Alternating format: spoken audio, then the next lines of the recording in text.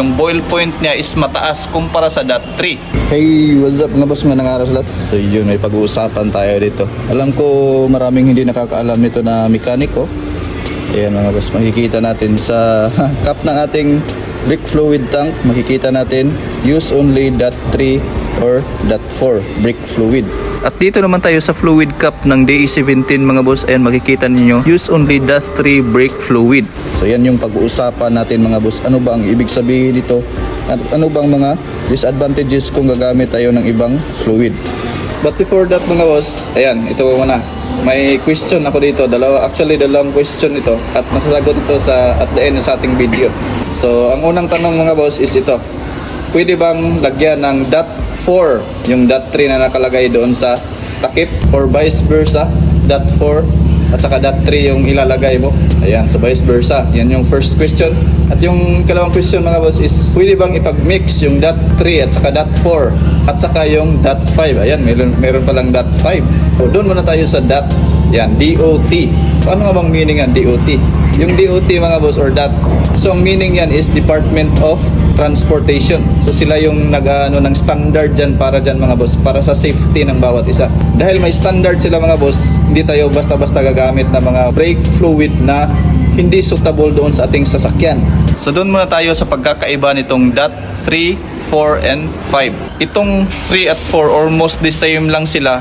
Nagkakaano lang sila sa percentage ng glycol. Kasi glycol base ang dot 3 at saka dot 4. Ang dot 5 naman is silicone base. Ayan. So, meron ding 5.1, mas pinaliser yung silicone doon. Ayan. So, kaya pwede siya gamitin sa naka-ABS. Kasi yung 5, hindi siya pwede gamitin sa naka-ABS mga boss. At hindi na tayo pupunta dyan sa mga percentage na dyan mga boss. Diretso na tayo doon sa point. Wala nang paligoy-ligoy pa. Yung dot 3 at saka dot 4 mga boss, ang kaibahan lang nila, yung dot 3, hindi siya masyadong nag-accumulate ng tubig or yung moisture, di ba? Kasi from time to time, magkakaroon talaga yan ng moisture dahil nga sa compound or components na glycol base, which is nag-accumulate talaga ng tubig. So in comparing sa dalawa, mas mabilis mag-accumulate ng tubig ang dot 4 dahil nga mas marami siyang glycol base mga boss. Mas magpapalit ka ng fluid frequently kapag naka dot 4 yung sasakyan mo. So tandaan nyo yung mabuti. Kaya mostly sa mga light vehicles, yan mga sasakyan natin, dot 3 yung ginagamit natin, di ba? Nakalagay sa takip dot 3 or dot 4, both andon. Pero ang dot 4 mga boss, kaya marami siyang glycol para mas mataas yung kanyang boiling point. Ayan, yung boil point niya is mataas kumpara sa dot 3. Kaya yung dot 4 is ginagamit yun sa mga high speed na mga sasakyan, di ba? Sa mga sports car, tapos sa mga trucks. Ayan, kasi mainit, hindi siya nagbo-boil. Kasi kapag nag-boil yung ating brake fluid, so medyo delikado yun sa ating braking system. Pero, yun nga, kapag hindi mo siya frequently pinalitan, mag-accumulate siya ng tubig. Bakit nga ba delikado yung tubig sa ating braking system? Kasi yung tubig, mababa yung boiling point niya kumpara doon sa glycol or brake fluid. Kaya kung may tubig yung sistema mo, kukulo siya. At kapag kumulo yung tubig, magkakaroon niya ng gas vapor. At yun na yung mamumuong hangin dun sa ating braking system. Kaya napakadelikado mga boss. Baka yung brake mo is magkaroon ng hangin at hindi na effective yung braking mo. So yan yung explanation dyan. At sa dot 3 naman mga boss, mas matagal siya ma-accumulate ng tubig, pero hindi siya advisable doon sa mga higher speed na sasakyan or mataas yung mainit yung braking system, sobrang init.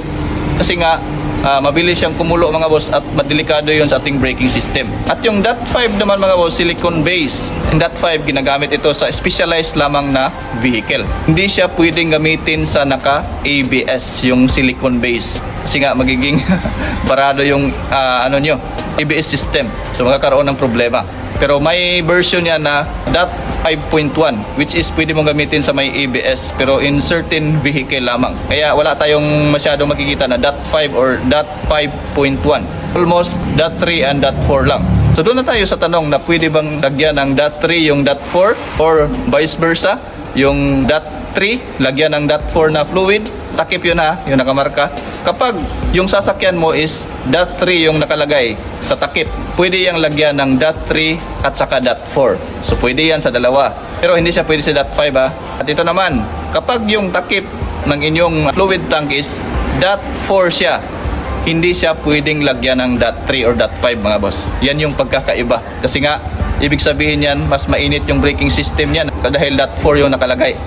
So wag niyong lalagyan ng .3. Sana naintindihan yung mga boss at nakuha ninyo. At doon naman sa tanong na pwede bang ipag-mix ang .3 at saka .4. Yan, ikalawang tanong na tayo. So pwede siya mga boss. Pero yun nga, mas mabuti, wag mo na lang ipag-mix para doon talaga tayo sa specified na nakalagay. So yung .5 may specified lang na pinagagamitan mga boss. Kaya para sa safety ng ating sasakyan, choose wisely sa mga fluid natin.